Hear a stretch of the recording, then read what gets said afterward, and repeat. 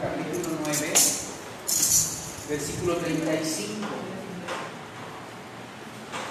Mateo 9, 35.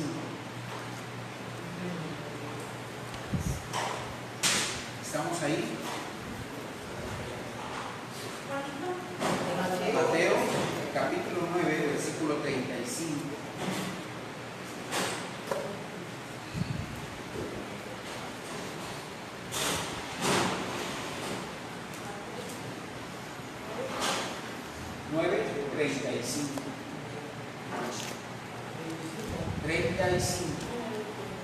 Mateo 9, 35. ¿Estamos ahí? Dice la palabra del Señor: recorría Jesús todas las ciudades y aldeas, enseñando en las sinagogas de ellos y predicando el evangelio del reino y sanando toda enfermedad y toda dolencia del pueblo. Al ver las multitudes, tuvo compasión de ellas porque estaban desamparadas y dispersas como ovejas que no tienen pastor. Entonces dijo a sus discípulos: a la verdad, la mies es mucha, mas los obreros pocos. Rogad pues al Señor de la mies que envíe obreros a su mies. Fíjate, es Jesús hablando, ¿verdad? Enseñando. Y dice que él venía recorriendo, lo vemos en todos los evangelios, recorría Jesús todas las ciudades y aldeas. ¿Qué quiere decir esto? O sea, no solo en las ciudades importantes, sino en las pequeñas aldeas, en los pequeños pueblos. No hay registro de todo lo que Jesús hizo durante los 3 años de ministerio. No hay registro. Lo que tenemos en la escritura con respecto a sus 3 años de ministerio es lo que necesitamos. Pero sí podemos imaginarnos, ¿verdad?, que el trabajo de Jesús era diario y era constante. ¿Sí? Entonces, lo que nosotros vemos en los evangelios no es todo lo que el Señor hizo, pero tenemos todo lo que nosotros necesitamos para aprender de Él. No por esta razón vamos a pensar que quedó algo en el aire que nos esté haciendo falta para aprender del Señor. Lo que tenemos en los evangelios no es todo, pero sí es todo lo que nosotros necesitamos para aprender de Él. Y dice que recorría Jesús todas las ciudades y las aldeas, o sea, las grandes ciudades y las pequeñas aldeas, las pequeñas poblaciones, las comunidades, ¿sí? ¿Y qué es lo que hacía? Dice que enseñaba en las sinagogas de ellos. ¿Sabes? La sinagoga fueron lugares que se establecieron.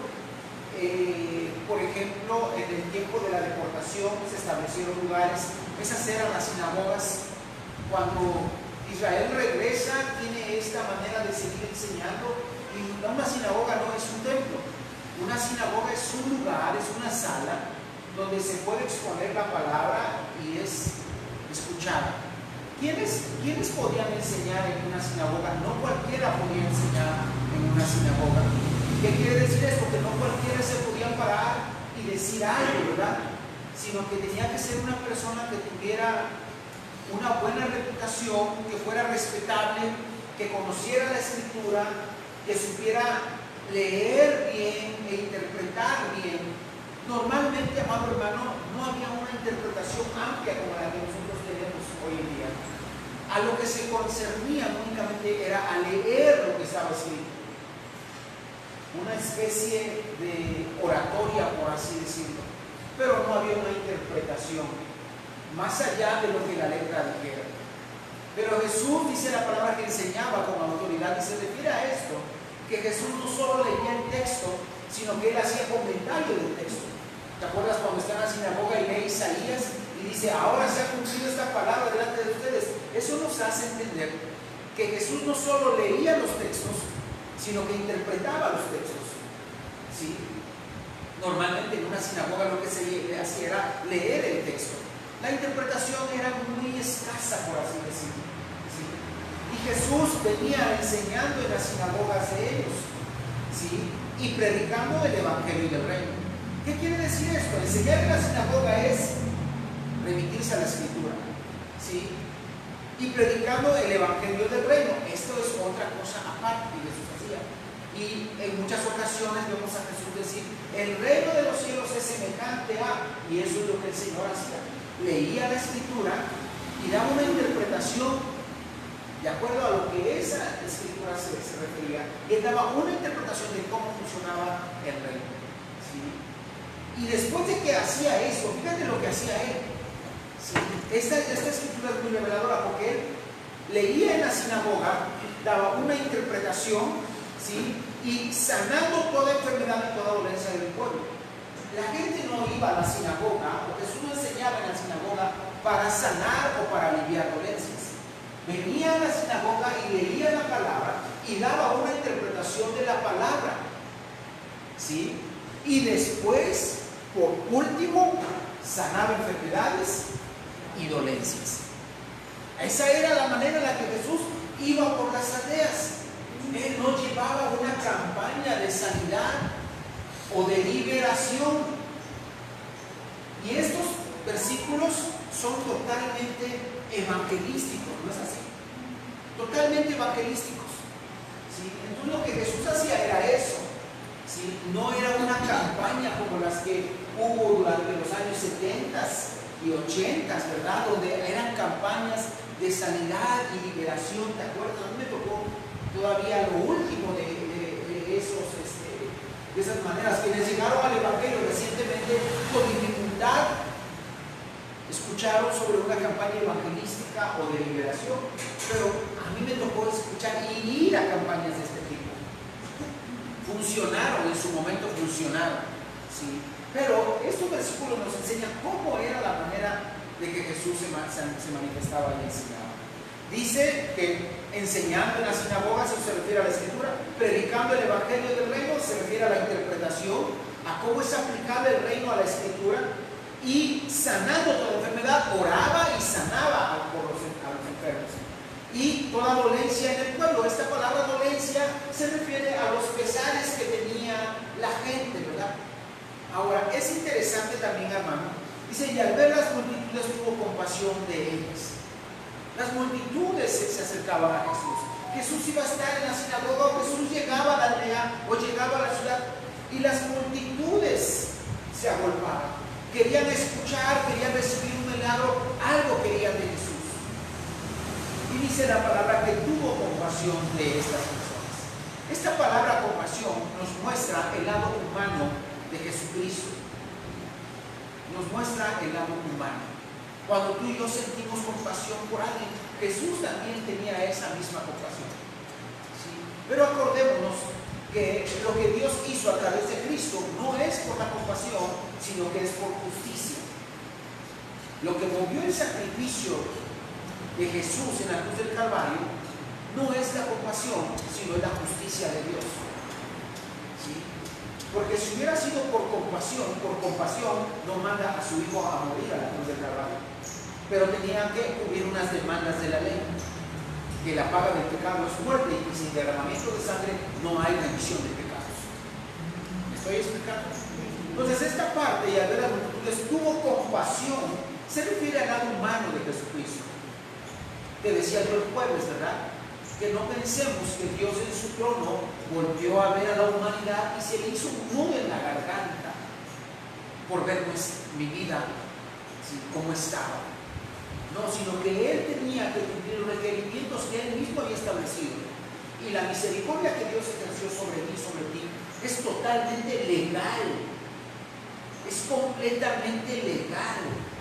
No es originada en un sentimiento, sino es originada totalmente en la legalidad de los términos de la justicia de Dios. ¿Sí? Dice, porque estaban desamparadas y dispersas como ovejas que no tienen pastor. ¿Cómo estaban desamparadas? Fíjate que, a pesar de que en ese momento el pueblo, la nación romana está sobre Israel y los tiene esclavizados prácticamente, ¿sí?, Jesús no tiene compasión por esa causa, por esa razón. Jesús no tiene compasión de ellos por el hecho de estar oprimidos por Roma. Ahora, yo te voy a hacer una pregunta.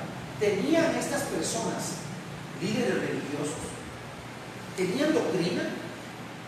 Tenían líderes religiosos, tenían escribas y fariseos, y tenían una doctrina.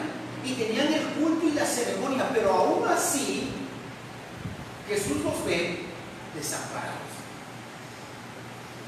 ¿Sí? ¿Cómo es esto, verdad? O sea, esta gente que está ahí con Jesús tiene una doctrina. Dice, y al ver las multitudes tuvo compasión de ellas porque estaban desamparadas, que no tenían el amparo de la fe, de la doctrina, del culto, de la ceremonia. No. El versículo dice que estaban desamparadas. Pero si uno lo analiza, oye, es que no tenían esta cobertura espiritual. ¿Sí? Pues la tenían, pero al mismo tiempo no la tenían. ¿Sí me estoy explicando?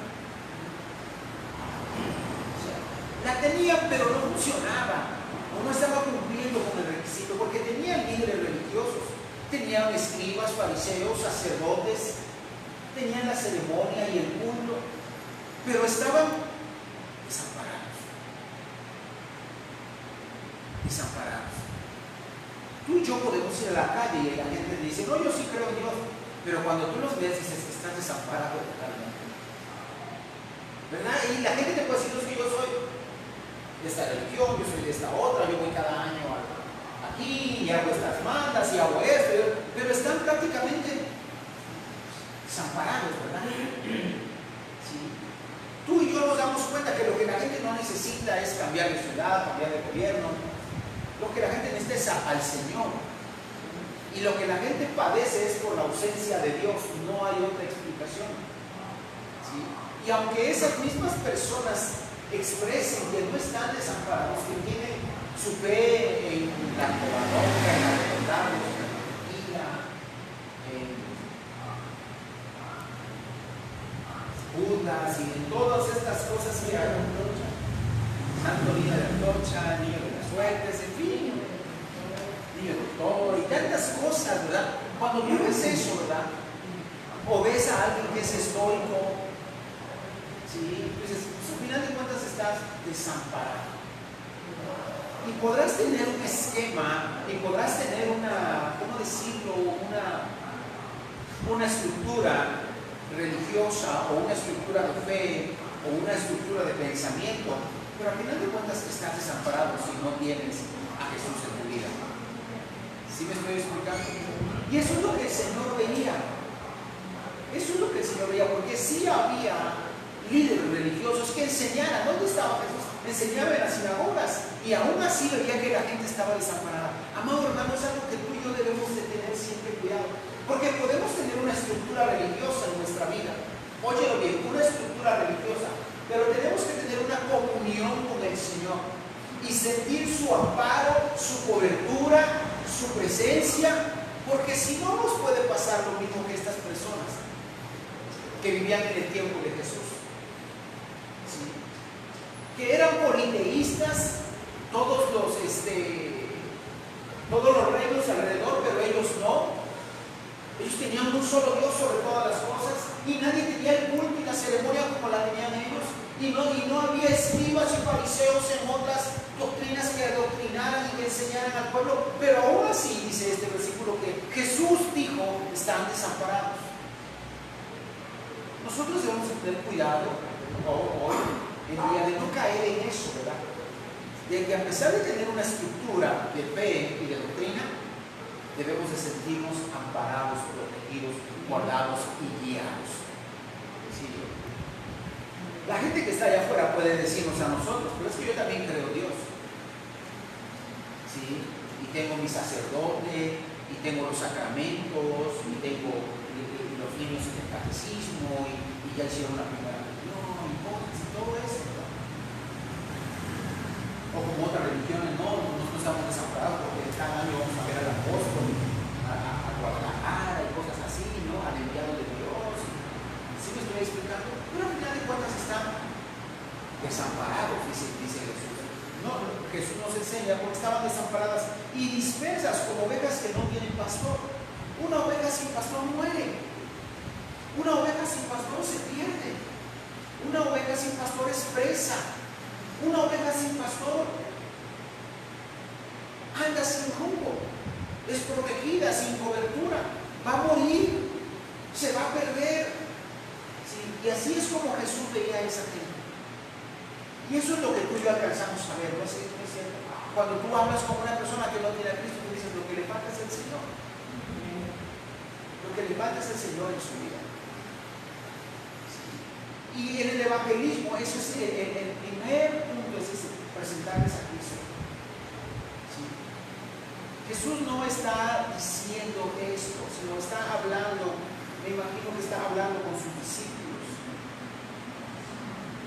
¿Por qué te digo esto? Porque Jesús entraba, enseñaba y cuando salía le decía a sus discípulos que están desamparados. Y los compara con dos cosas, los compara como una oveja sin pastor, ¿sí? Que anda ahí por la vida y lo compara con una mies, ¿sí? Como ovejas que no tienen pastor. Qué peligroso es para una oveja no tener pastor. Nosotros tenemos un pastor, es Cristo nuestro pastor. Sí, Cristo es nuestro pastor. Aunque uno, yo como ser humano, tenga un título, amado hermano, es un nombramiento. Pero el que tiene el pastorado de tu vida es Cristo. ¿Sí? Él es tu pastor, Él es nuestro pastor. ¿Sí? Dice la Escritura, entonces dijo a sus discípulos, ¿sí? Entonces dijo a sus discípulos, a la verdad, la mies es mucha.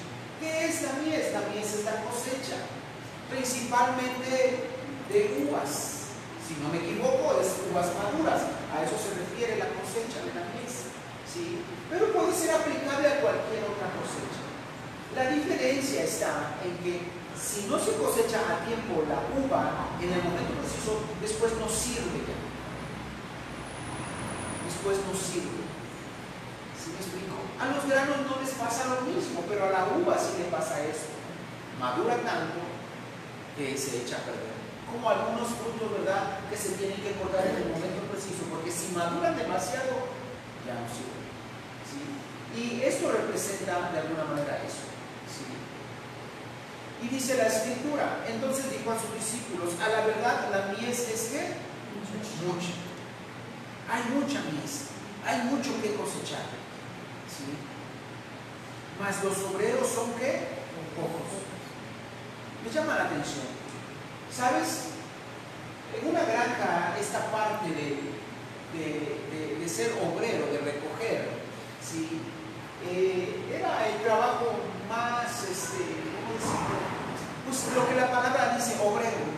Tú vas a un ingenio, a una planta, a una fábrica, y ¿qué dicen? No, pues soy obrero. ¿Sí? Soy la mano de obra. No soy ni el jefe de cuadrilla, no soy ni el, ¿cómo se le puede llamar? El gerente, el jefe de cuadrilla, ¿cómo le llaman? Así le llaman al jefe de cargadores, ¿no? Por allá. Cabo le dicen, fíjate. Superintendente, ¿sí? Los ingenieros, o sea, son obreros, ¿no? En la cuadrilla le dicen cabo al jefe de la cuadrilla, fíjate, hasta ahí tiene su título, ¿verdad? Jefe de cuadrilla, en que están cortando caña, creo que así le dicen, jefe de cuadrilla o algo así le llaman. Superintendente le dicen también, ¿verdad? Pero aquí lo que Jesús está rogando es, no por gente de este tipo, ¿verdad? Que la tiene que haber, ¿verdad? Tiene que haber líderes, tiene que haber liderazgo. Tiene que haber gente que organice y que dirija. Pero lo que Jesús está diciendo es, pidamos por obreros. Le roguemos a Dios por obreros. ¿Sí me estoy explicando? ¿Sí? Entonces tiene que existir la gente esta, tiene que existir. En la historia de Ruth, si no mal recuerdo, vos se acerca con el jefe de esto y le pregunta, ¿quién es esa que anda vendiendo? Se entiende que todos los obreros andan cosechando y que hay un jefe que supervisa el trabajo y le pregunta, ¿quién es? Y él dice, es la que llegó de los campos del Moab, vino con su suegra. Se entiende que hay un líder, ¿te das cuenta? Que se da cuenta de cómo están funcionando los obreros. ¿Te acuerdas en las bodas de Canaán? Cuando fueron y le dijeron al maestresala, ¿a quiénes le dijeron? Los que sirven fueron y le dijeron al maestresala. Ahora, ¿por qué es esto? ¿Por qué es esto? ¿Por qué Dios quiere que roguemos por obreros? Amado hermano, Cuando Jesús se da cuenta que la gente está desamparada, como ovejas que no tienen pastor. ¿Sí? Hay dos cosas ahí.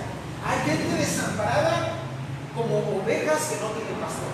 Y hay gente que necesita únicamente tantito. Una oveja, amado hermano, hay que ir a buscarla. ¿Sí? Hay que ir a buscarla, hay que cambiar la estructura mental, hay que hacer muchas cosas como una oveja que está perdida, que está desamparada. Pero hay gente que es como la mies también. Gente que nada más está esperando tantito, porque está madura, está lista y lo único que necesita es solo dar un paso de aquí a acá. ¿Conoces gente así? Yo conozco dos personas que digo, si estuvieran en el reino, nos iban a hacer el mucho. ¿Por qué? Porque son inteligentes, son hábiles, son moderados, son prudentes, son humildes, sencillos, pero son de mente sagaz. Y yo digo, si ellos estuvieran en el reino, se iban a volver más todavía de lo que son, ¿verdad? ¿Sí me estoy explicando? Pero hay otra gente que tú dices, híjole, está desamparada. Esa persona necesita mucho trabajo. ¿Sí? Porque aunque cree que tiene una estructura de fe y de doctrina y de religión, al final de cuentas está desamparada. Y con esa persona hay que hacer muchos cambios y mucho trabajo. ¿Sí? ¿Te has topado con gente así? Que le dices, y parece que cuando más le invitas al evangelio, parece que como que más se aferra a su doctrina que no le funciona. ¿Sí me explico? ¿Sí? Ahora que tú le hablaste del evangelio, ahora que tú le invitaste, ahora le dan más por ir a sus reuniones. Ahora le dan más por hacer esas cosas. ¿Sí me estoy explicando? Esa es una oveja desamparada, a final de cuentas. Pero también están las otras personas que solo necesitan ir y otras. ¿Sí? Y lo que el Señor está pidiendo es que hagamos oración por los obreros. ¿Sí? Por los obreros. ¿Quiénes son los obreros? Es esta gente en el último rango de la organización. Esta gente que sirve, esta gente que está ahí, esta gente que va, que viene. Y eso es lo que tú eres cuando tú evangelizas a alguien, cuando tú le compartes a alguien. Eres un obrero. ¿Sí? Eres un obrero del Señor. Eres alguien que está al ras de campo y puede visualizar a estas personas. ¿Sí? Y eso es algo que el grupo de evangelismo tiene que comprender muy bien, que hay ovejas y que hay mies. Las ovejas tienen una estructura doctrinal, pero al final de cuentas están desamparadas. Son esas personas a las que tú les hablas, sea la religión que sea, ¿verdad? Y como que parece que cuando le hablaste más se aferró a esas cosas. ¿Sí? Y dices, ¿cuánto nos va a costar que esta persona llegue al reino? Y están las otras personas que nada más quieren un empujoncito también. Entonces, este está listo. En cualquier momento llega. ¿Sí me estoy explicando? Y ahora lo que el Señor está diciendo, rogar pues al Señor de la mies. ¿A quién? Al dueño. Al dueño. ¿Sí? Que envíe obreros a su mies. O sea, ¿cómo debe de ser nuestra oración? Nuestra oración debe de ser así. Señor, envía a la gente necesaria para el lugar necesario, a los siervos correctos para las personas correctas, sean ovejas o sean mies. ¿Sí me estoy explicando? ¿Sí? Una oveja desamparada, cuando hemos estado viendo esto de la escritura, ¿verdad? Nos damos cuenta cómo puede ser la función de alguien que va a buscar una oveja. ¿Sí? Una oveja está desamparada, es distinto el trabajo. Tiene que ir con su vara y su callado, tiene que asegurarse de esta, si tiene que ir a buscarla, si está enferma, si se le queda una pata, si está siendo atacada, es distinto que ir y cosechar una mies. ¿Sí? Entonces, el principio es el mismo, evangelismo, pero uno tiene que visualizar a quién estoy evangelizando. Esta persona tiene una estructura mental, ¿sí? Como una oveja que cree que tiene cobertura. Así estaba el pueblo de Dios, creía que tenía cobertura, pero al final de cuentas estaban desamparados. O estoy evangelizando a una persona que es mies, ¿sí? Que solo necesita un poco más. ¿Sí? El principio es el mismo, evangelismo. Compartirle a la gente, hablarle a la gente. Pero uno tiene que pedirle a Dios esta claridad. ¿Cómo se la pide uno? En la misma manera en la que uno ruega por obreros. ¿Sí? Ahora, el Señor no va a enviar a cualquier persona, va a enviar a alguien que sabe que va a cumplir con ese trabajo, con ese misión. ¿Sí? Va a enviar, cuando decimos Señor, rogamos por obreros, le estamos dejando a Él la responsabilidad de que Él decida a quién va a enviar, bajo qué circunstancia y bajo qué situación. ¿Sí?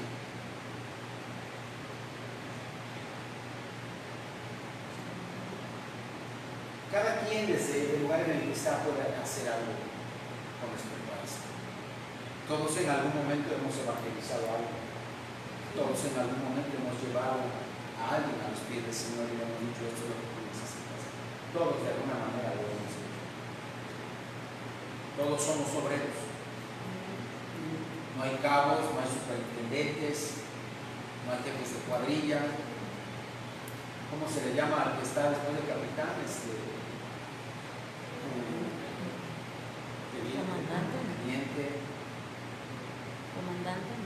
Comandante, no hay. Tenemos que rogarle al Señor por obreros. Ahora, cuando alguien empieza como obrero, ¿verdad? Y se pone diestro en lo que hace, solo Dios sabe si le pondrá en otra posición o no, ¿verdad? Si me estoy explicando, eso ya no es cuestión de nosotros. Dios lo pone, rogamos por obreros, Dios manda obreros, y Dios es el que determina el día de mañana, bueno, este obrero puede alcanzar ahora esta posición. Pero lo que tenemos que hacer es rogar por obreros y volvernos obreros. ¿Amén? ¿Sí? Nos ponemos de pie y oramos en ese sentido. Ahora, la petición que Jesús hace es, le dijo a sus discípulos. ¿Qué quiere decir eso? ¿Sí? Que entonces dijo a sus discípulos. ¿Sí? Esta palabra de que Jesús le dijo a sus discípulos, amado hermano, cualquiera que se considera un discípulo del Señor tiene que llevar a cabo este trabajo. ¿Sí? O sea, todo el que se considere discípulo del Señor tiene que cosechar mies, tiene que ir a las ovejas. ¿Sí me estoy explicando? Tiene que hacer esta labor. Jesús le dijo a sus discípulos, hagan esto, rueguen al Padre, rueguen al dueño de las cosas, porque envíe obreros. ¿Sí? Entonces, el que se considera discípulo no puede decir esto, que lo hagan los del grupo de evangelismo, que ellos son, no. Todo el que se considere discípulo tiene que evangelizar, tiene que llevar el mensaje y tiene que considerarse obrero de esta labor. ¿Sí? Yo no sé, ¿verdad? Pero tenemos que aprovechar los días, las semanas, los tiempos y no dejar pasar la oportunidad de hablarle a alguien del Evangelio de manera personal. Es bien efectivo, de manera personal. ¿Sí? Oramos. Señor, te damos gracias, Padre, en esta mañana por este tiempo, Señor. Gracias porque tú nos viste como ovejas desamparadas, Señor, aunque creíamos que teníamos una cobertura, un respaldo, una fe o una doctrina. Tú nos viste, Señor, como ovejas desamparadas, como ovejas perdidas, Señor. También viste a algunos hombres y a algunas mujeres solo como la mies lista para ser cosechada, Señor. Y mandaste a algún obrero a recogernos, mandaste a algún obrero a buscarnos, Señor, ahí a donde estábamos. Tuviste misericordia de nosotros, Señor. Y ahora, Señor, nos has dado cobertura. Ya no estamos desamparados. Somos ovejas que tenemos pastor, que tenemos una fe, una doctrina, una palabra, Señor. Gracias por eso, Señor, porque tuviste misericordia de nosotros cuando estábamos desamparados, Señor. Gracias porque nos has convertido, Señor, en un fruto, en una mies cosechada, Señor. Gracias, Señor, porque tú esperabas fruto de lo que hiciste en la cruz del Calvario y nosotros somos ese fruto, Señor. Gracias por eso, Señor. Padre, ahora, como dice la Escritura y obedeciendo tu palabra, rogamos al Padre. Padre, en el nombre de Jesús, envía obreros, Señor, a buscar ovejas. Envía obreros a cosechar la mies. Padre, en el nombre de Jesús te lo pedimos, Señor. Habilita, Padre. Habilita, Señor, capacita y envía, Señor, a quien ha de buscar ovejas, a quien ha de cosechar la miel, Señor. Padre, si en tu voluntad está, Señor, que cada una de las personas que sean enviadas, Padre, que traiga, Señor, ovejas, que traiga frutos, Señor, no a esta iglesia, Padre, no a esta congregación, sino a tu reino, Señor, a los pies de Cristo, Señor. Porque eso es lo que realmente importa, que conozcan de Cristo, que puedan encontrar en Cristo un amparo, Señor, una fe, una doctrina, Señor. En el nombre de Jesús te lo pedimos, Padre. De manera especial oramos, Señor, por el grupo de evangelismo, Padre de la iglesia. Capacítanos, Señor, adiéstralos, que tu Espíritu Santo ponga en ellos gracias, Señor. Ponga en ellos la palabra correcta, la sabiduría correcta, Señor. Gracias por ese grupo de obreros, Señor, que desempeñan la labor evangelística, Señor. Padre, gracias te damos en el nombre de Jesús. No solo por el grupo de evangelismo de esta congregación, Señor, sino por cada evangelista de tu iglesia, Señor, por cada misionero, Señor, por cada misionera, Padre, por cada hombre o mujer que lleva tu palabra, Señor. En el nombre de Jesús te lo pedimos, Señor. Pon en nosotros gracias, Señor. Pon en nosotros sabiduría, palabras correctas, Señor, para obra y gloria tuya, Padre. Para que podamos traer, Señor, a la oveja desamparada, para que podamos cosechar la miel, Señor. En el nombre de Jesús te lo pedimos, Padre, para honra y gloria tuya, Señor. Gracias, Padre. Sabemos, Señor, que escuchas nuestra oración y que mandarás obreros, Señor. Creemos en esa palabra, obedecemos a Cristo. En el nombre de Jesús, Señor. Gracias, Espíritu Santo, para honra y gloria tuya, Señor. Amén, amén y amén.